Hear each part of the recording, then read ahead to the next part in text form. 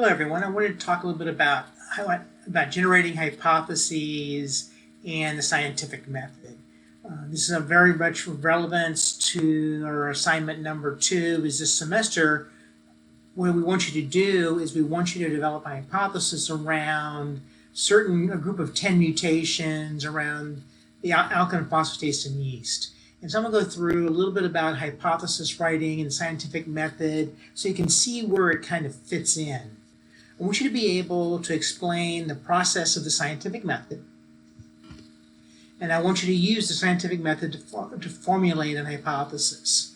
And scientific method, these days I see a lot of things posted where a lot of people obviously really don't understand the scientific method. So we're going to go through and we're going to talk about that right now. So science is both a body of knowledge and it's also a process. If someone says, might come that's not very good science, it might be that the process that was used to make that conclusion or that assertion wasn't done very well or very accurately. And we want to make sure that you understand that we're talking about science, it's a body of knowledge, and that's what you're learning as a student. And in the laboratory classes, what I'm hoping, one of my objectives for you is to understand the process of how these conclusions and how that body of knowledge grows and evolves with time. Scientists use the scientific method to answer questions and provide explanations about the natural phenomenon. It could be, some people like weather guy, physicists might talk about some aspects of the sky or the stars or something like that. Biologists and biochemists talk about sort of living things. And so we're going to try to make explanations about how things work in living systems, for example. And it's also a very logical process based on careful observation and experimentation. You observe, you might manipulate a few things to see what the results are and draw conclusions of how this works or what is involved in how this works. In following the scientific method, scientists practice evidence-based decision-making. So if you're going to make a decision, you're going to make a conclusion that this enzyme was rendered inactive or lower activity, we want you to go ahead and base that on evidence of having assayed that enzyme and say, well, yes, it has lower activity because of this, this, and this, and compared to our controls, it had less activity. And this information collected contributes to a comprehensive understanding of how the natural world works. That's what science is all about, is explaining and trying to understand how the natural world works. All scientists are working towards something like that. Some people might want to make contributions to, medical science or observations of the natural world or the environment. It all basically works the same way. So, how do you start on the scientific method? Well, it begins with an observation. You might see that, hey, the sky is blue, and what is the observation about why is the sky blue, or something like that. You might find some observation of, hey, there's a series of these single nucleotide polymorphisms that have been found within certain groups of cancer patients, and some of those mutations occur within PGP, phosphoglycerol phosphatase. And you might want to go ahead and okay, there's the observation. We have these mutations were found. Well, in our case, we're going to go ahead and then use a model system of yeast and use the yeast homologue to PGP, which is alkaline phosphatase. Based on these observations evidence, we generate a hypothesis that, for example, you might want to say that these hypotheses will make this a certain type of change, and you define the change in the enzymatic activity of PGP, and that may be involved in further on. You might sort of add more questions and lead towards understanding maybe how PGP maybe affects metabolism in cancer cells. I think there's some evidence that glucose metabolism is altered in cancer cells. I think cancer cells metabolize glucose almost exclusively. And so you might be able to get some ideas of what's going on in cancer cells with some of these mutations we're making. hypotheses are written as statements, and they should always be testable. I mean, for example, saying that something, I can't come up with a good example right offhand, right? You wanted something testable, like we're gonna that there's a certain enzymatic activity by a certain mechanism of alkaline phosphatase, and by making these modifications, we're going to change this. So if we make the mutation in this residue in alkaline phosphatase, then the resulting enzyme is going to be less active or more active or has the same activity, and that might be one piece that leads to yet a bigger question. Say, well, hey, this metabolism is off and these cancer patients have that. That may get some oncologists to say, hey, I'm interested in looking at this, and because of this piece of knowledge, I can go ahead and I can ask more questions. And that's how science gets built up. Predictions are tested by carefully designed experiments. Like, the thing is, you want to say, let's say, for example, the enzyme is going to be less active. In carefully designed experiments, you don't just go ahead and assay just that enzyme because you have no idea what the parameters are. You don't know what the wild type or the non-mutated protein enzyme does. So you design a series of design experiments where you have controls, make measurements, and you'll be able to see what the differences are. You're going to also generally make some assumptions along the way, and keeping a good idea is to keep these assumptions in your mind, because whenever you have the results, maybe they didn't come out the way you predicted, but if you go look and maybe one of your assumptions was something that had to be addressed that maybe you didn't address. Data collected from these experiments are analyzed and evaluated in respect to the original hypothesis statement, the enzyme is less active, and conclusions are drawn that yes, it is less active, and this may have implications in the metabolism of glucose, for example. And to contribute to the body of knowledge, scientists report and share their findings in publications, or we might refer to as papers. And later on in the semester, we're going to have you read a paper and look at statements and experiment and some data and see if you agree and how they constructed things. So diagrammatically, here's what the scientific method is. It's a few steps. You ask a question about the natural world. What kind of background research do you need to know? I mean, for example, we did some of the background research for you in that there is these single SNPs, single nucleotide polymorphisms in PGP that may lead us to the understanding of the functioning of PGP.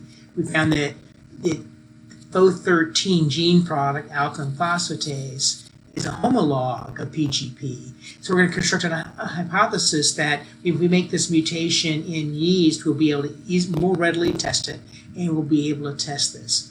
And what would the outcome be? You say, well, it's going to have less activity. The Km or the Vmax may be altered, or maybe both of them will be altered. Maybe the Vmax will be lowered and the Km will increase, or maybe the Km will decrease. But go ahead and make these predictions and how you see how this might fit in. Then you test the hypothesis by doing an experiment. And doing an experiment, you're going to learn how to set up and you design that experiment to make sure that when the effect you see is actually truly what the result of the experiment needs to be and what the observation needs to be. Then you collect all your data, you'll analyze your results, and you'll ask your question, what did I learn? What did I find out? And then you report your results. In your case, you're going to be writing a final lab report for me to grade and me to evaluate. So keep these things in mind. Keep in mind what your hypothesis is throughout the semester, and we're going to be able to show you throughout the semester how the scientific method works. We're going to be constructing things along the way, and the scientific method actually applies to constructing all the little pieces and parts to do your experiment. The scientific method just doesn't end here. If the experimental analysis leads to rejection of the hypothesis, then you look at the data and say, hey, look at the assumptions I made. Do I need to revise the hypothesis? Is the statement flawed because of this reason or that reason?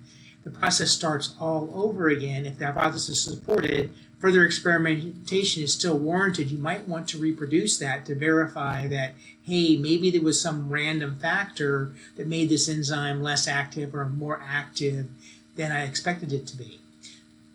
Repetition strengthens the evidence for the hypothesis.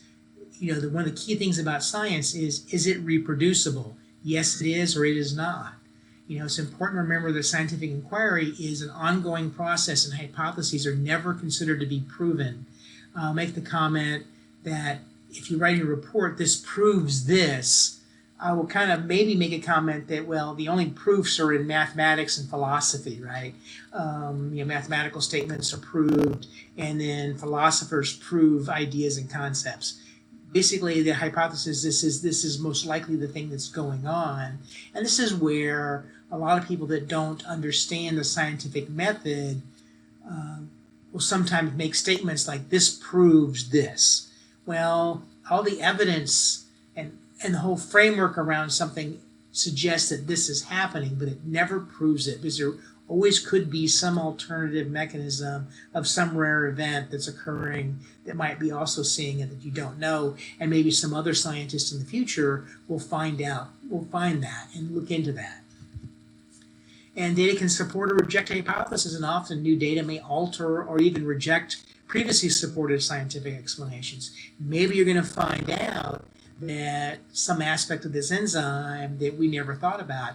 One of the things we're going to have you do is do some characterization of the enzyme, looking at pH optimum, or the amount of divalent cations you need to have present, or maybe the temperature or something like that might be involved. And we're going to have you look into these and get this information and put it all together and see if you can draw even a bigger conclusion. An observation or experimental study needs to be designed to be capable of testing the predictions made from the hypothesis. We used to joke in my lab in graduate school, there were 3 types of experiments. There's a grade A experiment, a grade B experiment, a grade C experiment. A grade A experiment is the experiment you should be doing, and that's the one, no matter what the results are, you're going to learn something new. A grade B experiment is if your prediction if it goes along with your prediction, you basically verified that idea is there. But if it didn't do it, you really don't know what's happening. You really don't learn anything.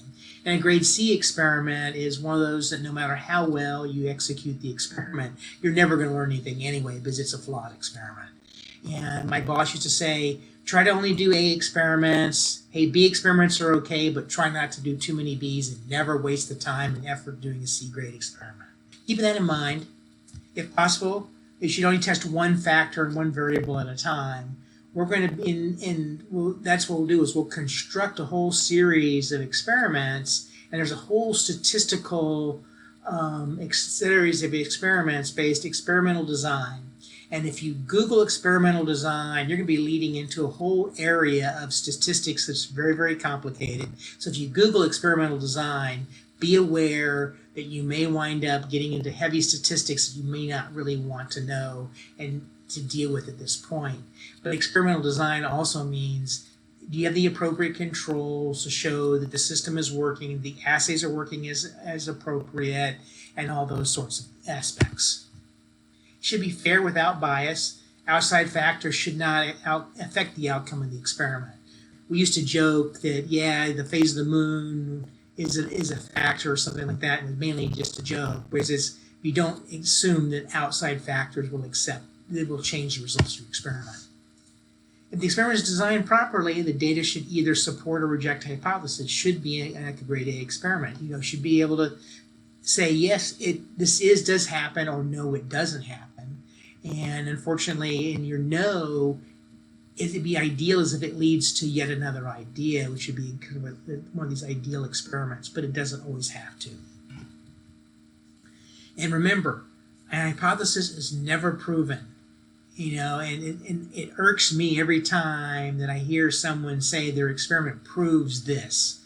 And if you write this in one of your reports during the semester, you'll see that I will cross it out and I'll write something else, something about that. I might, depending on how you're using it, maybe write something, don't do that, okay? That's one of my pet peeves. If you cannot support or reject a hypothesis statement with the data collected, then the experiment was poorly designed. If you can't say anything from the data, that means you probably didn't design the experiment very well.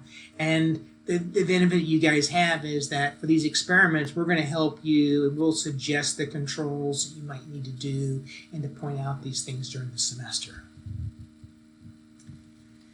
In designing experiments, there are many factors to consider. To drive that hypothesis, you need to make the right comparisons, and this requires the appropriate controls. Like, for example, many of the experiments we're going to be doing with the enzyme, you probably need to compare it to the unchanged, the unaltered enzyme. So in the same assay, in the same set of experiments, I want you to assay the wild-type enzyme as well as your mutant enzyme, and then you can make direct comparisons between those two. You got to make sure that you control everything, keep those all as close to the same as possible. For example, whether your treatment groups, the experimental groups, have an effect, you need to compare it to an untreated group, a control group. If you're doing animal experiments, you give this drug to mice, and the control group doesn't get that drug. And you see, these animals have a propensity to get a disease, and all of a sudden in the experimental group they don't get the disease, but the control group they do get the disease. That drug may actually have an effect, a desired effect in treating that group. But maybe there's an example where the control group also gets over the disease, so you can't really say at that point that the drug-treated group actually benefited from that drug because the controls actually got better as well. Little things like that, which you keep these things in mind as you're working. The experiment is always set up knowing which comparisons we made and how the data will be collected. And a lot of these experiments we'll be showing you how to do. We've kind of done a little of that for you, but I want you to make sure as you're doing it, point out where you think that maybe another control might be needed or something like that. Pay attention because, you may have a slightly different idea of what's going on than we do. And I try and Dr. Waska, who designed a lot of these initial experiments, we kind of know a little bit about what we think is going to happen, but maybe we've missed something. So be sure to go ahead and feel free to question what we do and ask questions about why we did something, why we're not doing something. Because you might lead to us understanding something a bit better. And there are many variables that influence the outcome of the experiment. There may be variables you're not controlling that actually may be more important than the variables you are controlling. In the experiment, you keep this in mind, and I find that students frequently miss this. We have independent and dependent variables. Independent variables are things that you are changing in the experiment. For example, you're doing enzyme assays and you're changing the substrate concentration in there. So those will be plotted as independent variables, and you plot independent variables as your x-axis. Now, your dependent variable is the result from making that change, and you plot that on your y-axis. And like, for example, you'll have the absorbance or the amount of product produced. You graph that on as part of the y-axis. So that's the things you're affecting and measuring. So keep that in mind. I got kind of getting confused in the past when students have plotted data sort of reverse of that. Like if you're doing titrations, it's the volume added and the pH is the resulting change. Things like that. So keep those things in mind. There are many other factors that can influence the outcome of an experiment, and it's important to be consistent and keep as many things as constant. If you can control them, to control them as best as possible. Note that the controlled variables and constant variables are not the same as the control group. The control group is like the unaltered enzyme or the mice that don't get the drug or whatever. Keep that in mind that it's very easy to fall into thinking that you're controlling something, you have the proper controls, and in reality you really don't. Okay, if you guys want to learn a little bit more about scientific controls and hypotheses, a while back I found this YouTube video that kind of talked about it as well, and feel free to come and look at it. And hopefully this video was of use to you and helpful, and we'll see you later.